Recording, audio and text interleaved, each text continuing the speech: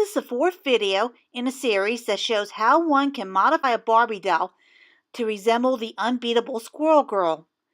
The previous videos dealt with selecting the right Barbie doll for the project, giving her a new hairstyle, and sewing clothes. This particular video will focus on her footwear and other embellishments needed to complete her transformation into the Unbeatable Squirrel Girl.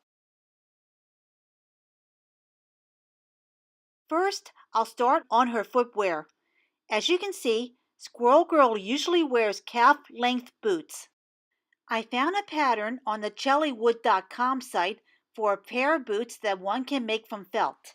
Even though the pattern was originally made for a Ken doll, I found that it adequately fitted my Barbie because the boots could go over her tights. As you can easily see, Squirrel Girl's most noticeable feature is her long squirrel-like tail.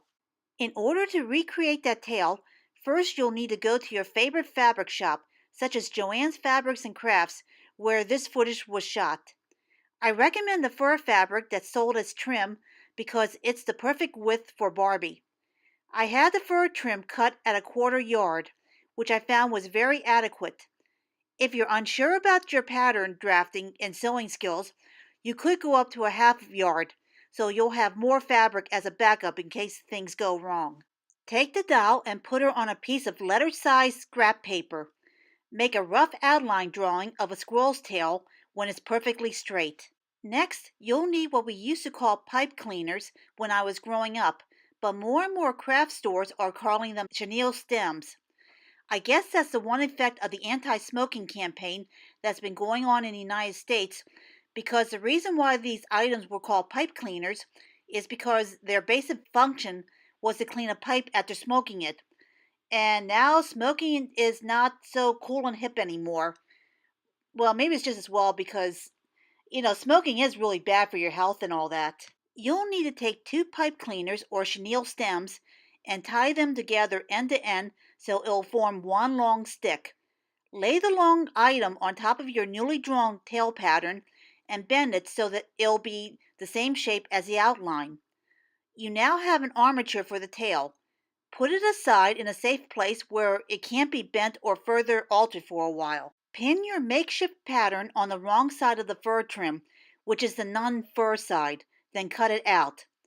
I recommend cutting the fabric over a trash can because cut fur tends to shed and your room can get pretty messy. Sew the 2 tail halves together on the non-fur side while leaving the bottom of the tail open. Using a pencil or a chopstick or some other long, thin, stick-like item, turn your tail inside out through the opening. Take your tail's armature and put it inside the tail, then pin the bottom of the tail shut. Take the top of the tail and bend it down so it'll appear droopy at the top, just like a real squirrel's tail when it's in the upright position. If necessary, cut off any excess armature that's sticking outside the tail opening.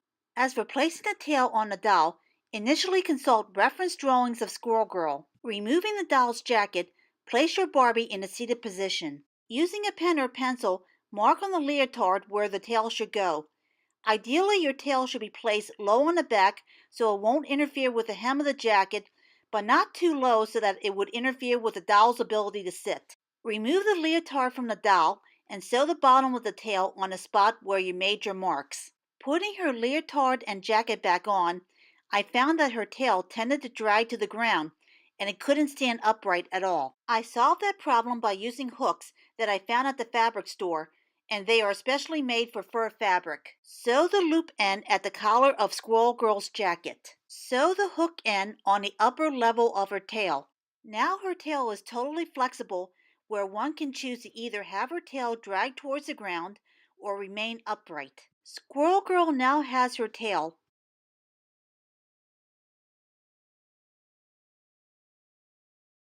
As you can see, Squirrel Girl usually wears a headband with attached squirrel ears. To make the headband, all you need to do is to take a pipe cleaner or chenille stick and bend it around the doll's head, then cut it to size. Lay the doll's head on a piece of scrap paper and draw 2 small squirrel-shaped ears.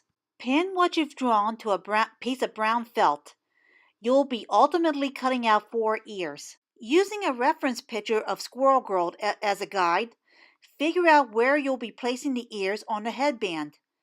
Take 2 of the ears and layer them on one side of the headband, with the headband itself being the layer that's between the 2 felt layers. Use E6000 crafter's glue or Elmer's glue to glue the 2 ear halves together along with the headband. Repeat for the other ear on the other side of the headband. Now I have successfully completed the transformation of a made-to-move Barbie into the Unbeatable Squirrel Girl. Those of you familiar with the comic book series know that Squirrel Girl not only has the attributes of a squirrel, but she can communicate with them as well. Sometimes she can get a group of squirrels to do her bidding against the bad guys. Among her squirrel friends, she is closest to a female squirrel known as Tippy-Toe. She wears a pink ribbon around her neck, which distinguishes her from the other squirrels. I found a tiny toy squirrel who would be a perfect stand-in for Tippy-Toe. It's manufactured and distributed by a German company known as Schleich, and you can frequently find their products in hobby shops and arts and crafts supply stores. If none of the stores in your area sell Schleich products, you can find this squirrel online at the URL that's listed below. The tiny squirrel fits quite nicely with Barbie in terms of scale. For the pink ribbon, all you'll need is some scrap pink yarn. Just tie around the squirrel's neck and you're done. Now you have the basics of putting together Squirrel Girl and Tippy-Toe. If you're really ambitious, you could expand Squirrel Girl's circle of friends even more. If you want Squirrel Girl to have many more squirrel companions, all you need to do is purchase more Schleich squirrels and you won't have to worry about putting any ribbons on them. You could even expand it to her human friends as well, such as her college roommate Nancy Whitehead. You can purchase an African American made-to-move Barbie and you wouldn't even have to deal with making a new outfit since she has no superpowers.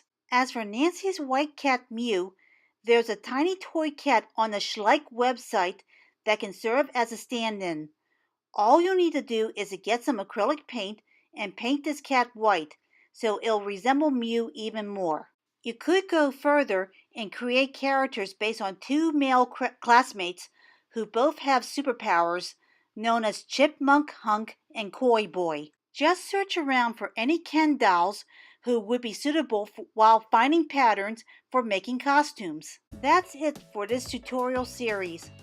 If you want to see more from me, subscribe to this channel. I'll end this series with a few photos of my new Unbeatable Squirrel Girl action figure. Goodbye for now and have fun creating.